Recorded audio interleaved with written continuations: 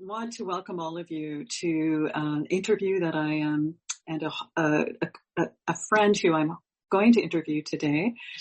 Her name is Samantha Orthlieb, and she is what I would say is a master herbalist, but I guess that's not your designation, but you're kind of this incredible shaman medicine woman who has a lot of experience with healing using plants. And so you are a registered herbalist and a psychospiritual natural nature essence therapist, a bioenergetic medicine practitioner, a contemporary medicine woman, which I would agree. And that's been my experience, and many other attributes that you bring to the table in terms of even your previous experience and your own personal experience to the table for your clients. Mm-hmm. So I just want to say thank you, Samantha, for joining us today. And just want to say a shout out to everybody who might be listening, who also may know Samantha, right? So we will have people who do know who you are. And it's just, this is a very pivotal, I think it's a very important, germane interview. And the reason being is we are, and Sam and I we're talking about this, going through this major transition in the world. And we'll talk a little bit about that more. And we're seeing a lot of people who are struggling with stress, anxiety, depression. And Sam has experience working with clients also who have been diagnosed with ADD and ADHD. Mm-hmm. And so we're going to be covering those topics to support you, the listener, on some things that you can actually do to make changes in your life to support your health, your mental, emotional well-being. So great. Thanks again, Sam. Welcome. Let's get going. Yeah, my pleasure. I'm very grateful. Let's get into this. This is fun. Yeah, good things we can talk about. It's meaty. Really, yes. I just wanted to start with, what is a herbalist? Why don't we just start there? And then I can. Oh, wow. Well, there's a lot of different types of herbalists. I guess it depends on, really it is someone who has a beautiful connection with plants. That's what I would say. Anyone who is interested in connecting to plants and using their medicine and their intelligence to support them. And then of course there's various methods and ways you can train as a herbalist. So my designation is a master herbalist. That's kind of an older designation. I don't even know if they have that around anymore. I'm more though as a clinical herbalist over the years. So working in a clinical setting, whereas some herbalists work in their community, some simply work, with their families. I feel we all can be herbalists in our own way, and just depending on the level that you want to have that in your life. Really. So I would say it's a love for plants, and definitely they're, the healing they bring to us on many levels, not just physical, but also, psychospiritually. Mm-hmm. Yeah. And in my own experience, I just want to share with the audience that I actually work with Samantha, and I've been working for about 8 years. It's been quite a while. Yeah. And I was drawn to her because I just intuited. And so my personal journey has been intuiting, and it's like the right healers just show up in my life. And you showed up through a recommendation through a friend, and it resonated. And then there was a level of, works with plants. And that's my background. I used to work in research with plants. Actually, my experience with plants goes back to my childhood. And everywhere that we moved, and we moved quite a bit in my life, I was planting gardens. I would plant flowers and, things like, nasturtiums. They all have healing qualities, or, what is marigolds? The one with the big marigolds? Yes. One of my favorites. Calendula. Yeah, too. Yeah. Wow. Mm-hmm. Yeah. Yes. So, I just have this long history and, resonate with all of the kind of tinctures that you provide, because they are all that plant-based. So I think that's really cool. Yeah. And it's beautiful. I love it all.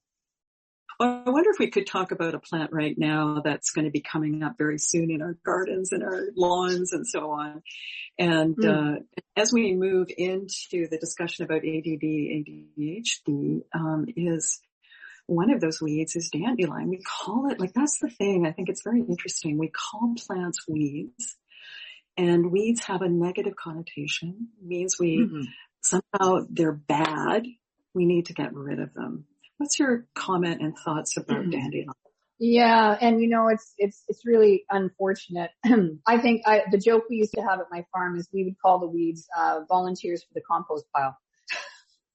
So because they're not really weeds, they just are more invasive. That's why they're called weeds. But it's because we've done disservice to the soil. So as usual, someone else is getting the rap instead of human beings. So the plants are getting the bad rap. That being said, dandelion is very specific to, yes, the springtime, and it's one of the first plants that comes up for bees here in North America. But I would also say that it's very prevalent and really matches with where we are in terms of our consciousness shifting on the planet. There's a lot of fear right now, and we're moving through a lot of fear as we go into the age of Aquarius, and we're moving into this, and this is just, again, the age of innovation. We're going to go into more imagination. The divine feminine's coming back online. We have a lot more of our intuitive abilities. So a lot of things are changing within us and how we're living and how we're sensing our environment. So, and the brain is changing. So I feel that that's causing in people who are not quite understanding what's going on a lot of stress. And we're also being asked to really balance our life out going forward. That's all part of this great shift in ascension and in human consciousness that's happening right now, and balancing our life out from a doing to a being. So there's a lot of different layers in it, but essentially what it's doing for many people, I feel, is causing a lot of anxiety and fear to come up as they're seeing sort of the old systems in our world dismantling as part of that, that no longer work for us as we move into this new way of living, I guess you could call it. So, for those that aren't really familiar with it, but to me, it's more about being back in right relationship. So right relationship, right, with the earth, right relationship with ourselves, within the body, mind, and spiritually, and then right relationship with each other.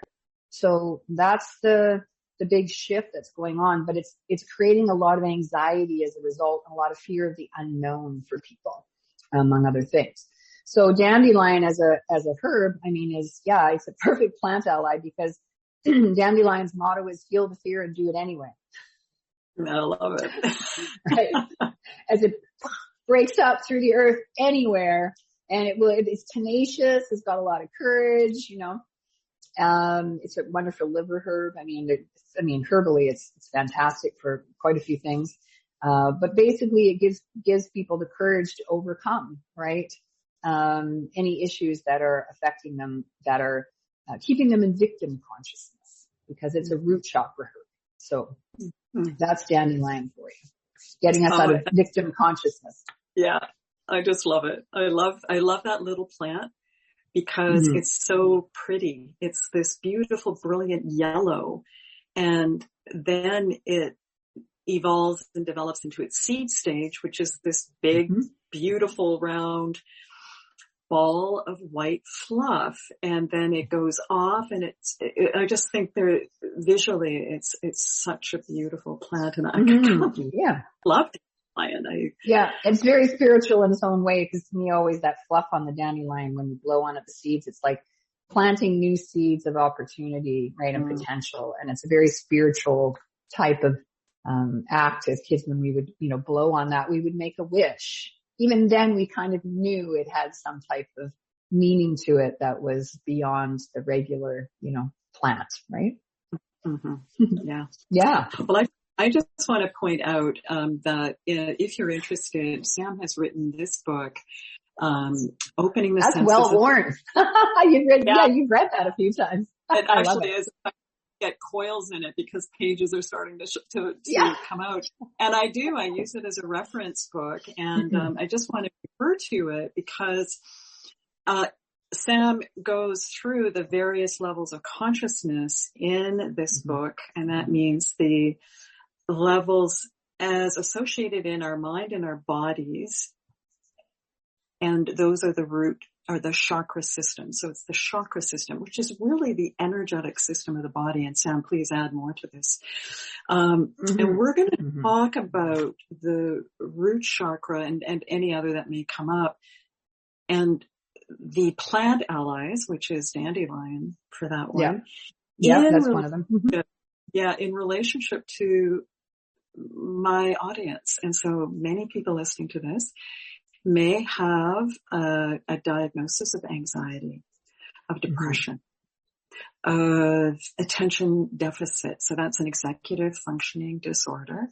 It's kind of neurodiverse. I'm trying to back away from the labels and give it more of an umbrella approach.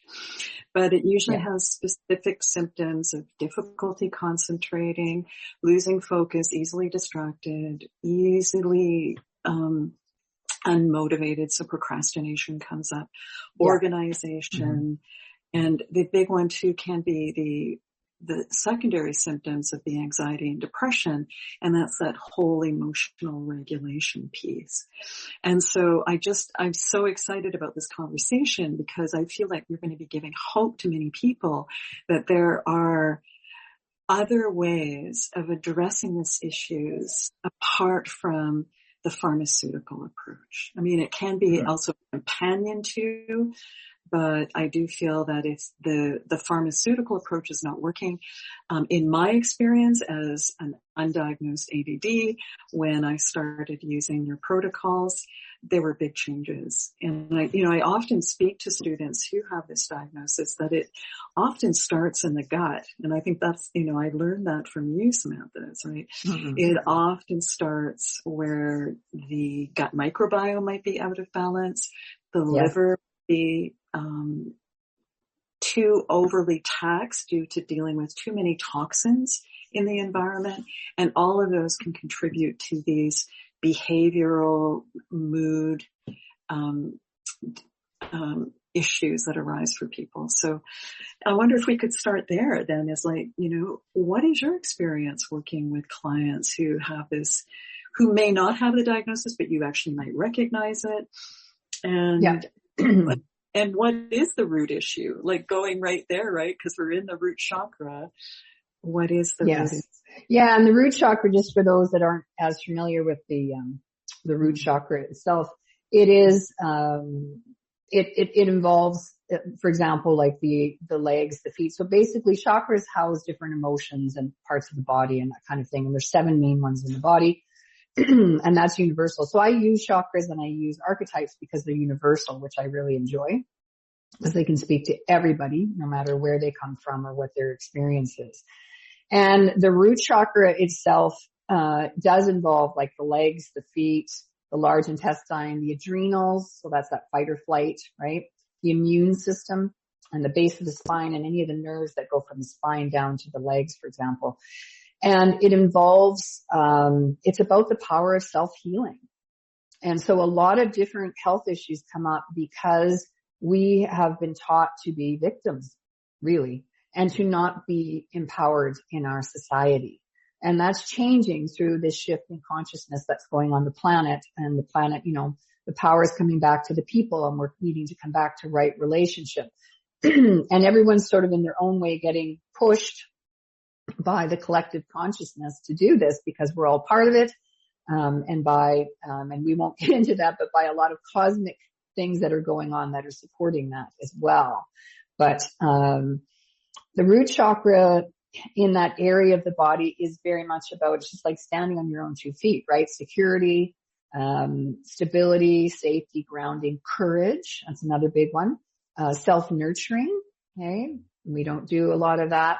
And earthly purpose. And I find with those that have been, diagnosed with the ADHD or the ADD, they are affected in that area more than most, but they're affected in certain ways, as you said, the ungrounded, etc. I find that those that I see that have that, they tend to have, sometimes they've been overstimulated or traumatized when they're young. So that might add to that. And so that's, in connected, like they're in the body's holding that, right? Because the issues, I always say, are in the tissues. And so they end up having more issues in that one particular area. And that's generally where I start with someone who comes in and says, well, I'm ADD or ADHD and I need support. Even I've worked with autism, and those that are borderline artistic, it kind of all goes back to the same thing. Yes, there's gut issues. Yes, you have to look at the basics, but I find also there tends to be a lot of this unrootedness in the root chakra. And they also as well would become bored, but because they're disconnected. And I also find those types of clients are very empathic, right? And very clairsentient or clairaudient. So they tend to get a lot of input, just like autism, a lot of input that is extraordinary. And they have a very difficult time then filtering all that information, because we live in a world which is predominantly, we're told, visual and auditory. But they have sort of these, I call them superpowers in some ways, where, and I'm very similar to this as well, is that I get information on many different levels. And I was taught to really dumb that down, right? So because in order to live in our culture and be productive, and in order to go through school, for example, that you're only told to use certain faculties, right? And if you are not extremely intellectual, then that can cause you a lot of anxiety, because and my youngest son he's been told he has ADHD, and he was always super sensitive and super empathic, and he brings in information, and he'd literally be so ungrounded, and he'd be like this in school, and they'd be telling him to sit still. And I mean, that's difficult for boys anyway, because they want to move. But and I used to say, then give him something to do, or, give him a squishy ball or something that he can pop, because he's picking up on everything around him. It's not just him. And he's so young, he doesn't even know how to know what's his and what someone else's, because there's so much input, so much coming in. So it's like a super highway of information coming into someone who is, extra sensitive, and has these different sensory abilities, and is more multisensory, and is being told that there's something wrong with them, when the reality is that they're not being recognized for the abilities that they have. That's one of the biggest things that I see, is that they need to make friends. Someone who has ADD or ADHD needs to make friends with the fact that they are more sensitive than, say, average people. Although that's becoming more and more, right, prevalent. So, and yes, there's the gut issue, and there's, some could say there's a vaccination issue. That's because we're getting more and more. And yes, I think there's many different factors. I don't think you can just say it's one thing. But what I do see with those that are ADHD, ADD, is what's not being taken into consideration is their level of multisensory input that is, in a positive way, if cultivated, can really support them to fulfill their purpose, right? And live well. So hopefully that answers it. Yeah, that's amazing. I think it's just really encouraging. And I know when I'm working with my clients, it's, it's like we're just focusing on your strength, because there's so many strengths. Yes, absolutely. And I find that when people start embracing the strengths of it and hone and focus on that, then what they've been told is a problem, then I see them blooming into just amazing, creative, self-directed, self-empowered, and confident. And when I see, it opens my heart when I see those changes in the students, where they're making the changes themselves, and seeing that they have agency in their lives, where often they don't. So, yeah, that's great. But I wonder if you could speak to that about the wounding at that root chakra, and how do we heal these places of wounding? I mean, I've done my own healing, but I'm just wondering from your experience as a herbalist, what helps people to heal at that level, to reconnect with the earth? Because I know that nature and plants were my healing bonds. I needed to be out in the earth, right? It was like, it wasn't just, it was like, oh, I got to soil, right? And I could ground myself. And I guess that answer is, that gives one answer, is the importance of grounding. But we could talk about all kinds of different ways of doing that. And, of course, any other thoughts that you have about that? Yeah. That idea of, again, it gets back to, there's a few things that roll around in that root chakra, trauma being one of them.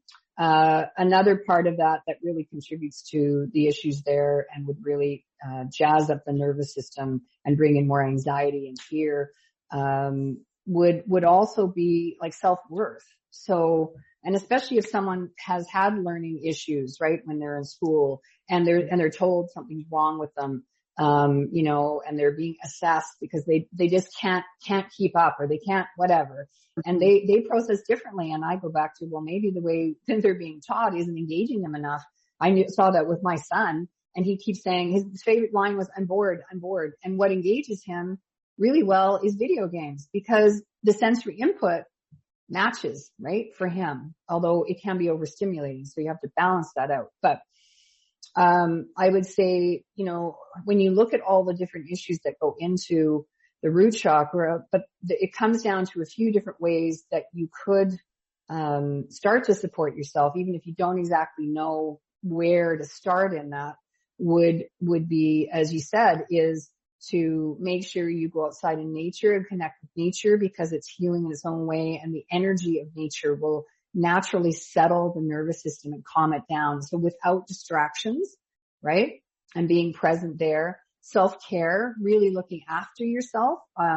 Again, find that perhaps people with ADD, ADHD, because they're bouncing around so much and feel unsafe, they don't put a lot of time into self-care. So looking after yourself and creating self-nurturing practices is really important through that. What would be an example of some self-nurturing practice? Even just having a skincare program. I mean, anything to look after yourself. It can be very simple, right? Having a bath that you have a ritual with a candle, and you nurture yourself that way, that you're taking time out from everything out there around you and giving yourself stillness, because stillness is important, to balance with stillness, and learn that. Doing body checking in with yourself through the day, and putting your hand on your heart and breathing deeply 3 times. Right? And then I always say to my clients, okay, say to yourself, what do I need right now? And then really practice sitting in, what do you need? Do you need some water? Do you need a break? Do you need a nap? Do you need to go for a walk outside, even though you feel like you should keep, working? So take a look at what your body wants, not what your mind is telling you need to do. So being in the body, that's a big one for those that are ungrounded and have ADD, ADHD, is you need to have things that are going to keep you in your body, like yoga, Tai Chi, because those get you flowing and in the body. And yoga would be more, depending on the person, but I'd say even more gentler forms of yoga, like not something that's going to be high stress. Don't go out and run 12K because you're trying to run away from how everything feels. It's more like be in it and create the container where you can feel safe that way and feel more empowered, for example.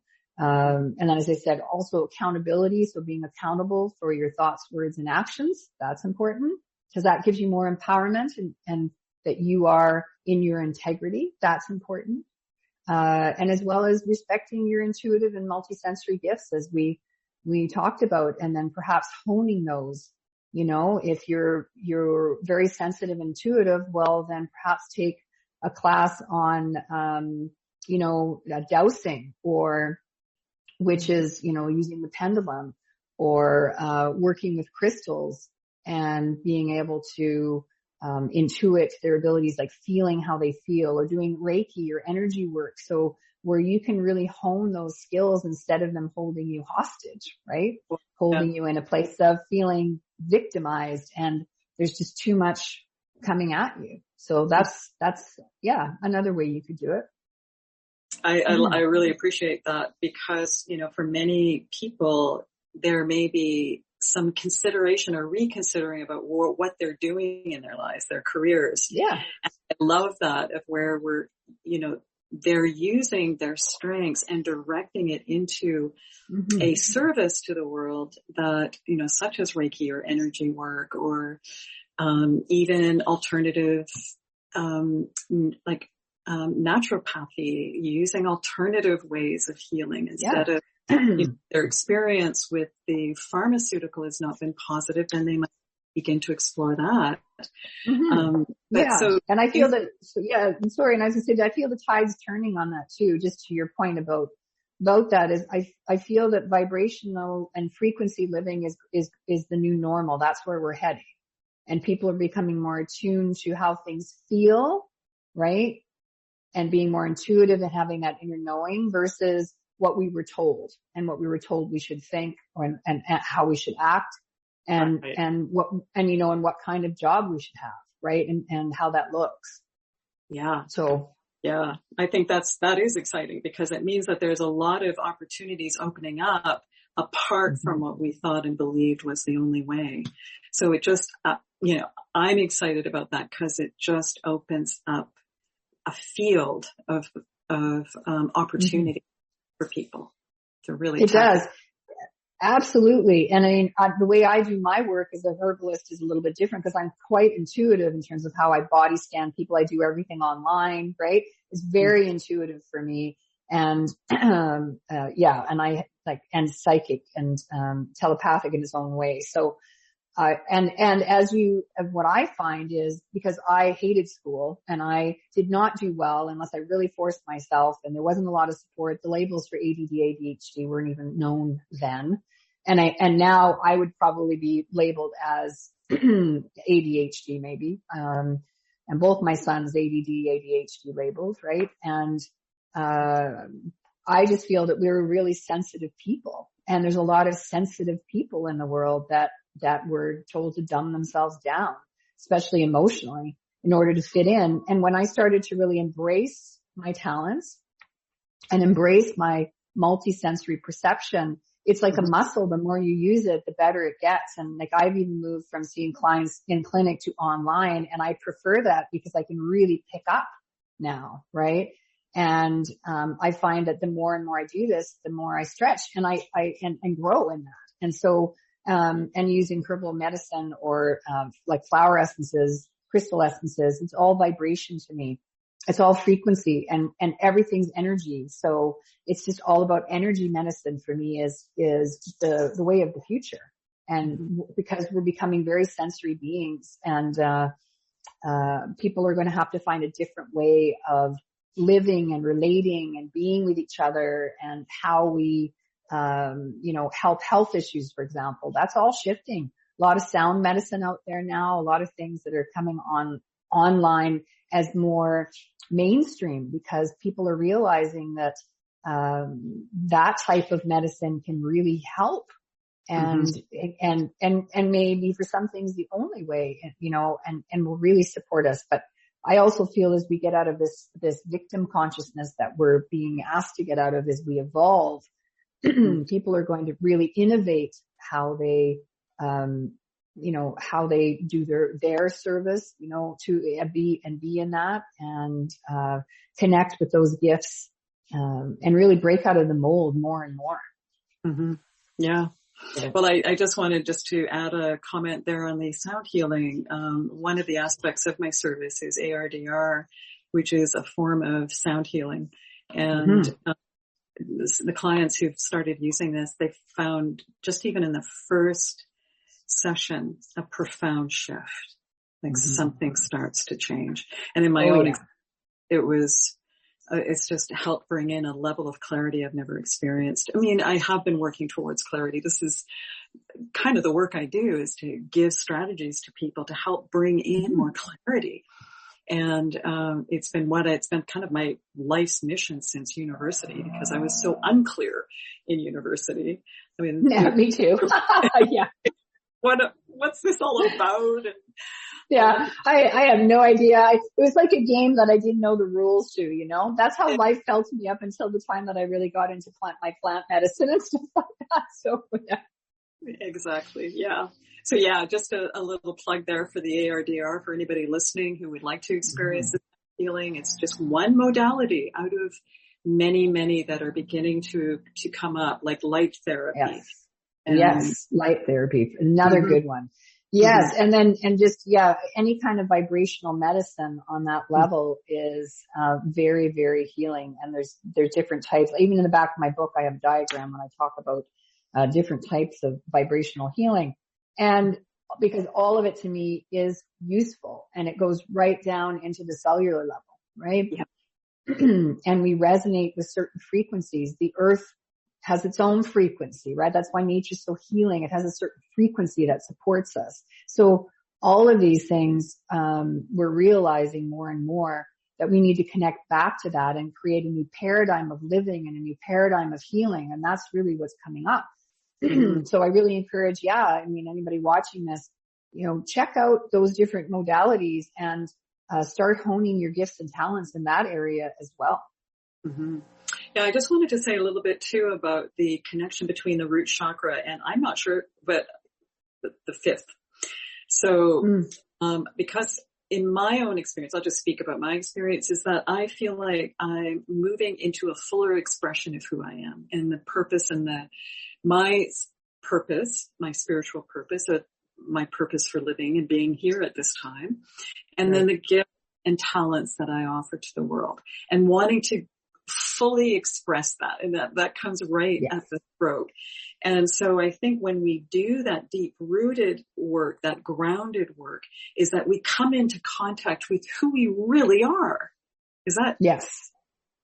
Yeah. And it's all like, as you line up all those chakras, and yes, because this is where the fifth chakra is, where we take our inner creative expression and take it out to the world. So that's that root chakra, connecting, which gives us that purpose. And then we've got the second chakra, which is where our creative energy is. And then that moves up through that empowerment and up through here where we express through the heart, right? So it's beautiful when you look at how it all lines up and who we're truly meant to be as human beings. And as we move into this new age of Aquarius and this new paradigm, this is where we can really be in the true self, right? A lot of that old stuff that was hampering us in the old reality, the way we're sensing reality is changing, and how we're relating to our reality is changing. So through that throat chakra is the bridge. It's the bridge to the higher, right? Higher realms to the lower, and your expression in this reality. So, it's also a very important chakra. I say that as my throat chakra is shifting all week. So yeah, very much so. Yes. Yeah. Yes. And with the root chakra, as I always say, you feel the fear and do it anyway. Like that's like everything you want is on the other side of fear, because the root chakra is, if that's not solid, then that's going to thwart you from really moving into your full potential, right? As a human being, and what your gifts and purpose are here. Yeah. And my own experience too, if I come back to that, is as a yoga teacher and as somebody who started practicing yoga right in university, because that wise part of me knew that in order to get me grounded, I needed to do a physical, meditative practice. And one of my strongest poses, and one I teach students all the time, is the mountain pose, is that when we develop strength in our legs, right? And we stand still in that silence. And we stand strong, that's a kind of a rootedness that we can take out and embody in the world, in our own lives. So absolutely. Yes, that's great advice. Absolutely. Well, I wanted to talk to you about the psycho-spiritual aspect of your service. I wonder if you could, I know this might seem a little abstract for people. I wonder if you could explain what that might look like when you're working with a client. Well, it really, I guess it gets back to when someone comes in, what I'm looking at is where there may be, what's impeding them from living in their true self, right? So even if it's a physical issue, because that's impeding them from being fully in their health, for example. Mm-hmm. So, we talk about that. I have an intake form that's extensive, but basically I look at the psycho-spiritual component of perhaps health issues they have. And then I always ask the body in the beginning, where do you want me to start? Like I ask for guidance as I tap in and use my ability.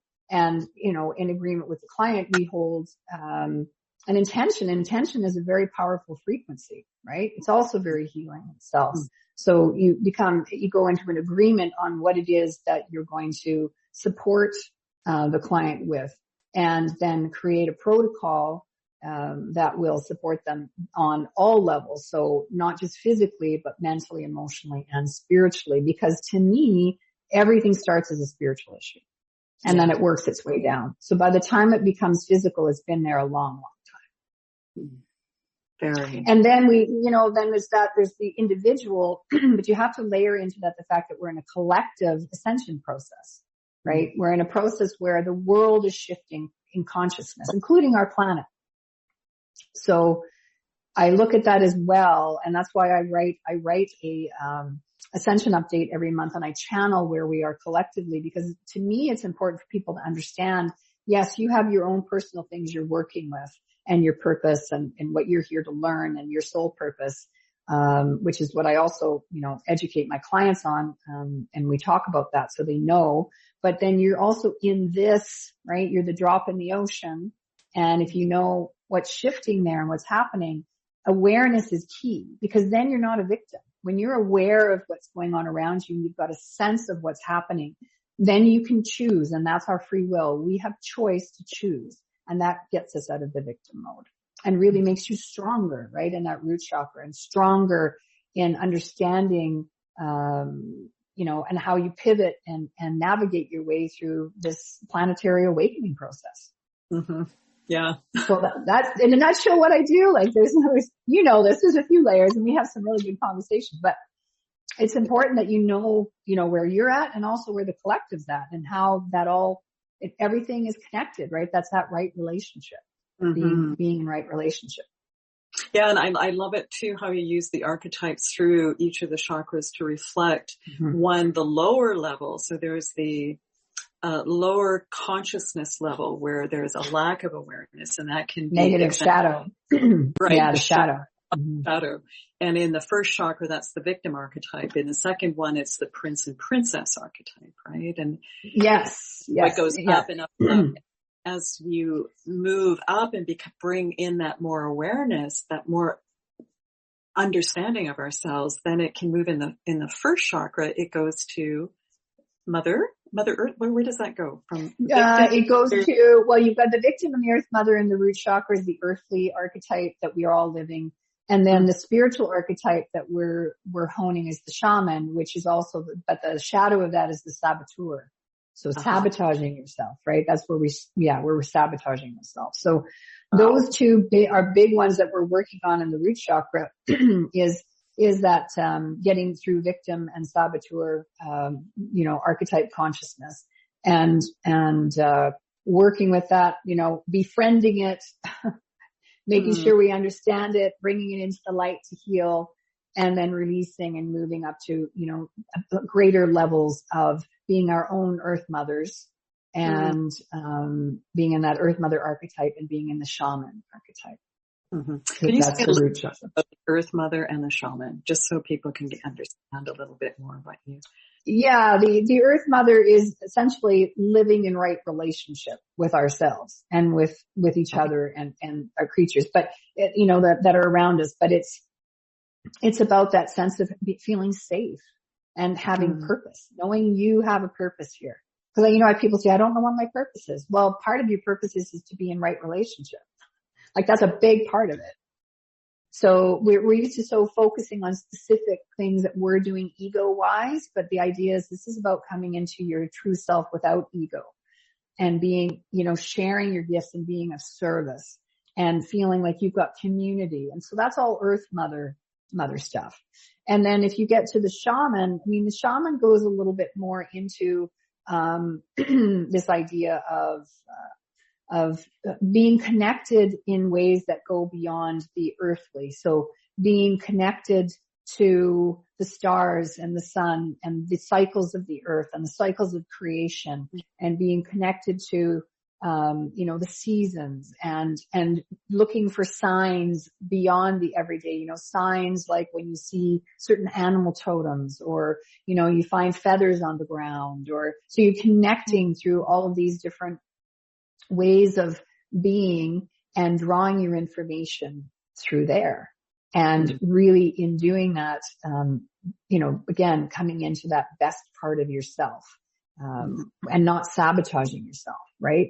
Really seeing that where your darkness is and bringing it into the light and healing that, because that's what the shaman does, is they work with light and dark, right? So it's becoming our own shaman, really, and self-healing, because that's all part of that root chakra. Beautiful. Yeah.